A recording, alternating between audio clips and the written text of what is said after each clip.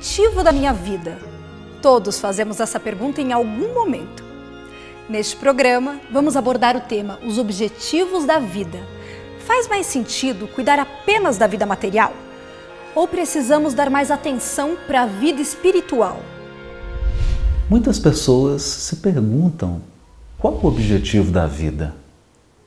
E as respostas a essa pergunta variam de idade para idade, de momento em que nós vivemos. Para a maioria das pessoas, é usufruir o máximo que os prazeres terrenos possam apresentar. Na medida em que a vida prossegue, se desenvolve, a gente percebe que tem sede de mais coisas. Segundo os filósofos contemporâneos, o sentido da vida hoje seria nós termos um ideal. E nesse caso, para o espírita, a busca da espiritualização, o processo evolutivo que o espírita já tem noção e que agora já está realmente nessa procura de algo melhor. O objetivo da encarnação é o progresso, é a conversão dos valores materiais para valores transcendentais. Porque na vida de todos nós há lutas, desafios, sofrimentos, provas, crises. E quando nós passamos por esses momentos, a gente começa a se questionar realmente o que vale a pena. Por que vivemos? Para que vivemos? De onde viemos? Essas perguntas que o Espiritismo consegue com muita clareza nos abrir filosoficamente, nos situando dentro da vida, nos contextualizando dentro da vida, faz-nos entender que estamos num corpo, entre o berço e o túmulo, num segmento dentro da grande vida. E Allan Kardec, ele faz um questionamento muito interessante quando ele, no Livro dos Espíritos, quando ele diz que a nosso objetivo da vida é buscar a felicidade e que nós só seremos felizes quando praticarmos as leis de Deus, quando praticarmos as leis naturais. Porque muitas pessoas, depois de conseguirem o seu emprego, depois de conseguirem o seu casamento, depois de terem os seus filhos, estarem na classe social que almejaram, percebem que não são tão felizes assim quanto imaginavam. Depois de adquirirem os seus objetivos, atingirem os seus objetivos, elas percebem que está faltando alguma coisa. E o que está faltando? É o momento em que a gente é convidado pela vida a olhar um pouquinho para dentro. Será que não está faltando alguma coisa interior? Será que a vida não tem um propósito superior? Esse sentido da vida é também um momento de reflexão. Quando a pessoa passando por sofrimentos, passando por muitos problemas, começa a se perguntar o porquê dessas coisas, o porquê dos acontecimentos e buscando aí uma resposta. Vai encontrar o real sentido da vida, que é da maior importância para o nosso progresso, para o nosso processo evolutivo. Para a doutrina espírita, importa considerar: é só esta vida ou é a vida em seu sentido, até diríamos, infinito? Não podemos estar no corpo e levarmos a vida de qualquer jeito, como quem leva com a barriga. Há que termos uma filosofia de vida. Ninguém reencarna para não fazer nada. A reencarnação tem sim como objetivo o aprimoramento. E o aprimoramento só acontece no desenvolvimento das virtudes, das qualidades morais que todo espírito é capaz. Posição social, salário, os bens materiais, certas conquistas, elas são importantes, são valiosas, nós devemos buscá-las, devemos alcançá-las, mas elas são instrumentos para a construção de algo muito mais valioso dentro de nós mesmos. É nesse momento, quando a pessoa atinge esse estado de maturidade, que ela começa a pensar nas questões espirituais da vida. Se nós estamos nessa constante busca do melhor, é claro que o sentido da vida se amplia, os horizontes já são muito mais amplos e nós nos situamos como criaturas que estão nessa busca constante de elevação, de conseguir vencer a si mesmos. Conviver com o ideal, abraçar uma causa, ter um compromisso, ou seja, engajar-se. Então, esse engajar é uma forma de nós nos preenchermos, não é? E nos realizarmos como existentes. Vemos muitos pais dizendo assim, eu não vou colocar filho na vida, esse mundo está tão cão. E vejo outros dizerem, eu preciso colocar filhos na vida para transformar esse mundo cão. Qual é a nossa contribuição no mundo? Qual é a nossa missão existencial? Isso a filosofia espírita nos ajuda a pensar e nos ajuda a balizar para que o nosso comportamento ele possa estar apontando na direção da felicidade e não só do sucesso. É claro que sempre haverá a angústia, a insatisfação, a depressão.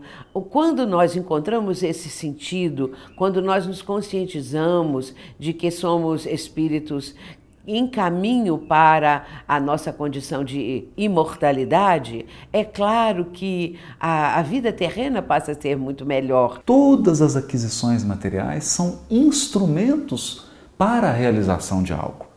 Muitas vezes alguém nasce no mundo com muitos recursos materiais porque ele traz uma missão de proporcionar o progresso. Cabe a ele a tarefa de gerar o progresso da comunidade na qual ele está inserido. E ele deve cumprir essa missão com a maior seriedade e com a maior dedicação possível, levando o progresso material, o desenvolvimento da sua comunidade, cumprindo a sua missão. O que ele não pode é se encantar com o instrumento e esquecer da tarefa. Toda pessoa que vive exclusivamente para os assuntos de ordem material se afasta dessas situações melhores que é o assunto de ordem espiritual e passa realmente a ficar muito aflita porque a vida material faz tantas exigências, estabelece tantos compromissos que o espírito ele se desarranja, ele fica realmente em uma situação de desconforto de ordem espiritual. Porque quando alguém na sua família tem um câncer, uma doença terminal, quando ela perde alguém que ela ama, quando ela perde um emprego, ou quando ela perde bens materiais, ela enfrenta alguma dificuldade, essa criatura fica muito frágil, porque ela depositou todos os seus valores, todas as suas esperanças, todos os seus propósitos em questões que são passageiras, que são variáveis. Então a gente vê multidões, o próprio André Luiz comenta isso, multidões que encarnam e desencarnam do mesmo tamanho, estacionários. O Espiritismo nos ensina que ninguém retrograda, ninguém volta para trás no processo evolutivo. Mas estacionar, há multidões estacionárias. A pessoa não acordou ainda para o objetivo da vida, não tem um sentido espiritual de sobrevivência do espírito, de continuidade da vida no mundo espiritual, vive materialmente. É extremamente difícil conceber a vida que nós temos hoje sem acreditarmos numa vida espiritual, sem acreditarmos num planejamento superior, sem acreditarmos na ideia de reencarnação. O que é que nós estaríamos fazendo aqui? Para que passar por tanta dificuldade, por tanto sofrimento, trabalhar tanto, correr tanto, se esforçar tanto, se quando a gente morrer, acaba tudo, enterra e pronto. Então, não acreditar nessa vida posterior, não acreditar na possibilidade de reencarnação, tira o sentido da vida e o objetivo de tudo isso. Porque tudo que é material se desgasta e se transforma. Tudo está em renovação. Eu me recordo, por exemplo, da minha cidade natal.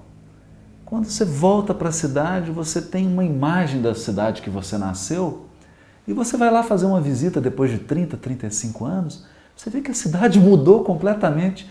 Aquela cidade natal que você imaginava da sua infância não é mais a mesma, né? Eu, às vezes, me olho no espelho e vejo como que está mudando tudo, né? O corpo vai envelhecendo, tudo se transforma. Tudo na vida material é um convite à renovação. De modo que a criatura que se isolou da realidade espiritual da vida, esqueceu dos propósitos espirituais, ela se fragiliza, porque em meio a essa mudança, em meio a essa transformação incessante, ela não encontra piso, ela não encontra segurança. A gente vê no próprio processo mediúnico a manifestação de espíritas desencarnados lamentando o tempo perdido, né? O cidadão, de repente, ele tinha uma visão tão objetiva das realidades da vida, os porquês da vida, e ele se perdeu no meio do caminho, voltado para atividades essencialmente materiais, né? Procurando coisas que ele vai ter que deixar quando ele retornar à espiritualidade, esquecendo-se da recomendação fundamental de Jesus, que nós devemos buscar aqueles tesouros que as traças e a ferrugem não corroem, nem os ladrões roubam, aquele tesouro que é formado por valores espirituais, intelectuais, é o nosso crescimento. Se você não vive assim, você está tendo um sentido materialista de vida. É o que acontece, infelizmente, com a maior parte das pessoas. Então é preciso reconectar-se com esses propósitos interiores, voltar a enxergar um sentido espiritual da existência e entrar em contato novamente com essa força interior que é a única capaz de nos sustentar nos momentos desafiadores da existência. Vamos fazer um intervalo e logo voltamos para discutir os objetivos da vida. Fique conosco!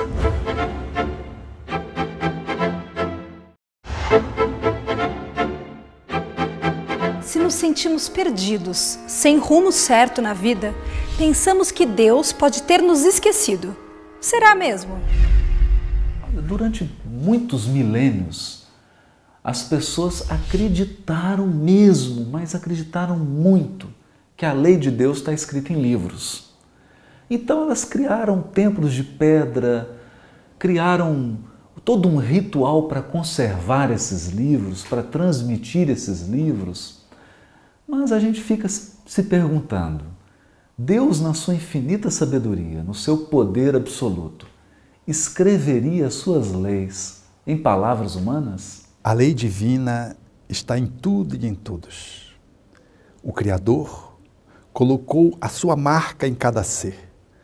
Se consultássemos o nosso íntimo mais íntimo, encontraríamos o sagrado falando, expressando aquilo que deveríamos fazer, dizer, a forma como deveríamos nos colocar no mundo. Allan Kardec, na questão 621 de O Livro dos Espíritos, ele questiona onde está escrita a lei de Deus.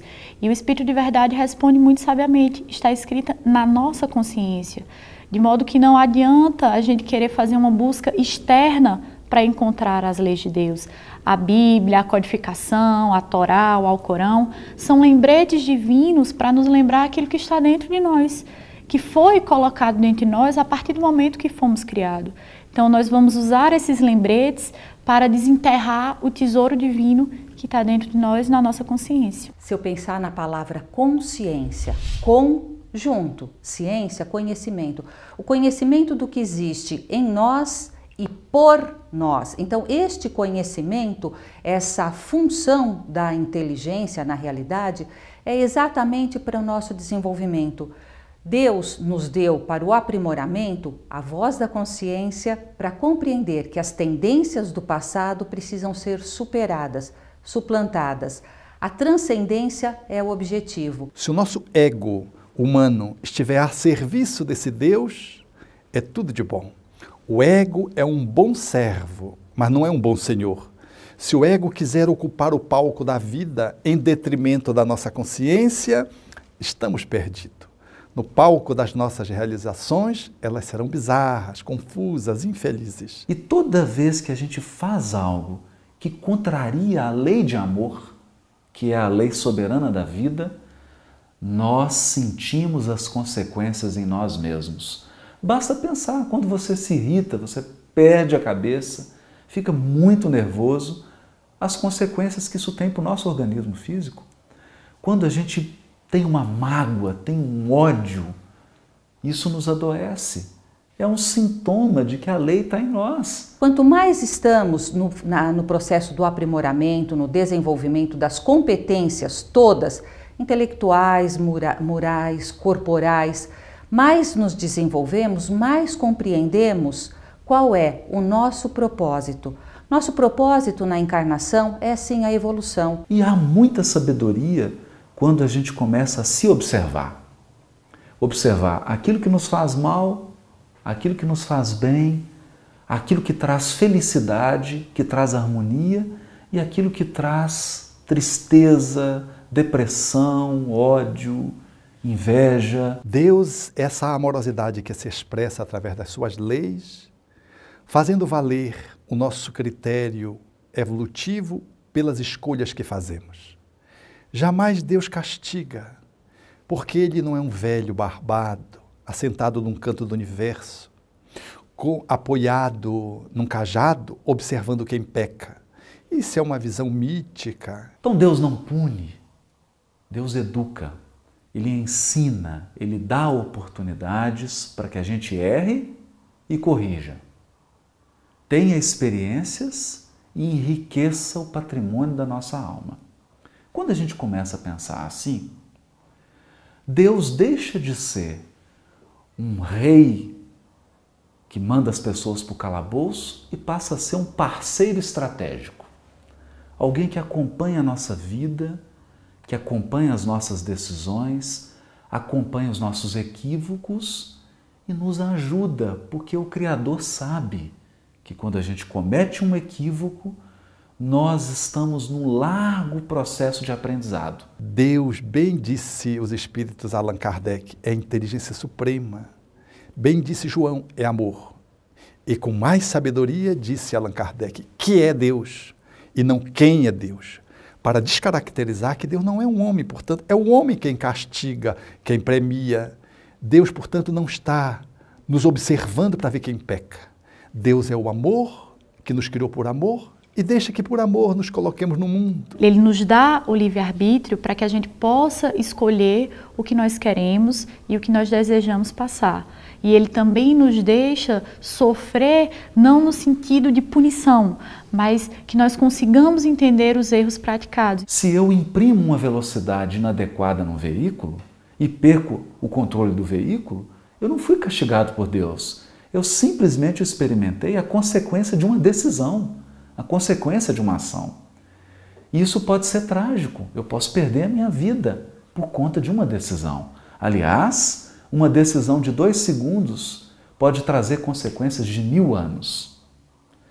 Isso nos ensina que nós devemos pensar sobre as nossas escolhas, sobre o que a gente quer, educar o nosso desejo e começar a utilizar esse grande consultor que é Deus, esse Pai amoroso que está ao nosso lado o tempo todo. Deus não castiga, Deus não premia, porque Ele não tem as qualidades humanas.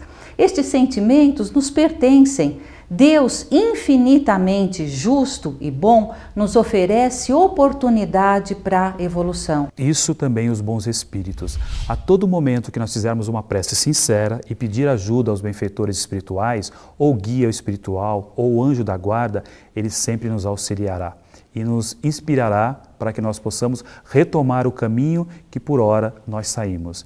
Então nós temos que ter na divindade a certeza de que um pai jamais esquece o seu filho. Como explicar uma criança de 3 anos com um câncer terminal? Como explicar alguém que nasce com paralisia cerebral? Como explicar alguém que fez tudo certo? Uma pessoa honesta, digna, previdente, ele fez tudo certo, mas ele perdeu todo o seu patrimônio. A reencarnação, ela facilita para a pessoa uma compreensão do sentido, da finalidade, do objetivo da vida terrena. É nesse momento que a gente percebe que uma vida é pouco. Uma vida é insuficiente para explicar a complexidade da existência. Nós precisamos de um quadro mais amplo. E esse quadro mais amplo são as vidas sucessivas. Quando nós sabemos que esta vida é uma passagem, é um momento do eterno, nós modificamos os nossos valores, a nossa visão, a nossa concepção existencial. Quanto mais desenvolvemos a nossa inteligência, a nossa competência, a nossa consciência, mais fazemos a conversão de valores materiais para valores transcendentes. É da lei natural a lei de evolução. Então todos nós iremos evoluir. Evolui-se pela dor? Também. A proposta é que só pela dor se evolua? Não. A evolução, o progresso espiritual deve acontecer pela aprendizagem. Aprender é superar a ignorância, a limitação e atingir um estado mais evoluído. Isso acontece pelo esforço, isso acontece pelo compromisso, isso acontece pela seriedade. A dor faz parte quando deixamos de cumprir as nossas tarefas. A partir daí, a reencarnação, é claro, é para cada criatura a possibilidade do perdão divino, a forma com que Deus nos possibilita o recomeço para corrigirmos os erros do passado e os de hoje. O que o Espiritismo ainda tem a dizer sobre esse assunto, você fica sabendo depois do intervalo.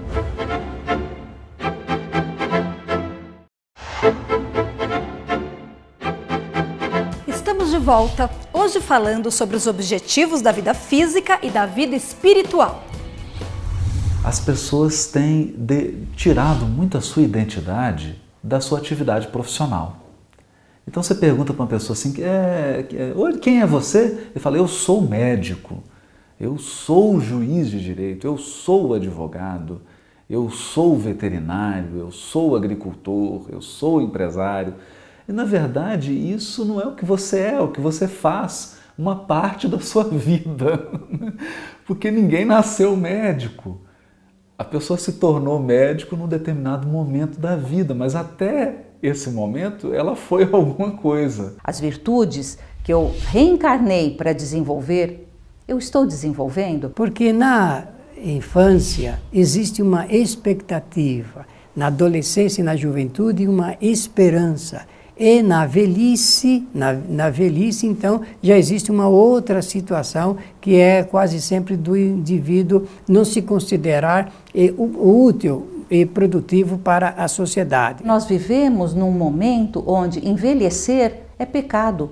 Envelhecer é feio. As pessoas podem mostrar, podem exibir um monte de situações, mas mostrar o envelhecimento é como se fosse uma ofensa. Porque a pessoa idosa, ela pode não saber ou não poder fazer o que o jovem faz, mas pode realizar trabalhos e tarefas muito importantes e ele então encontrar uma alegria, uma gratificação de continuar vivendo bem. Porque muitas pessoas que tinham uma saúde boa se aposentam e começam a ter doenças, começam a declinar, começam a ter uma qualidade péssima de vida, inclusive orgânica.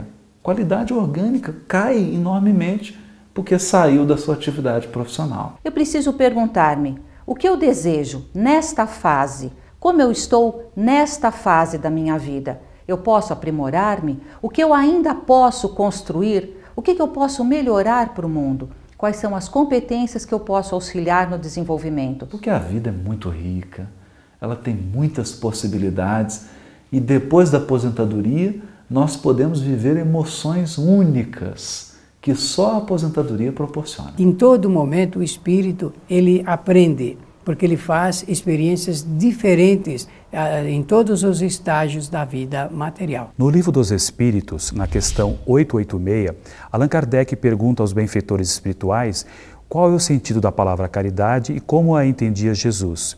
E a resposta dos benfeitores é a seguinte: benevolência para com todos, ou seja, querermos bem a todas as pessoas, indulgência para com as falhas alheias, se eu erro, uma outra pessoa também erra, e perdão das ofensas. Quando conseguimos entender que nós não estamos nessa vida só e que nós precisamos do outro para evoluir, que nós estamos juntos no mesmo barco, em busca de uma evolução, em busca de um bem maior, nós vamos entender que fazer o bem para o outro, praticar a caridade, praticar o amor, não é algo que vem por obrigação, mas é algo que preenche o nosso ser e que é algo que surge naturalmente. Auxiliar o outro é auxiliar a nós mesmos. O resumo de tudo que Jesus nos ensinou é o amor. Então o amor e a caridade é o principal objetivo da nossa vida.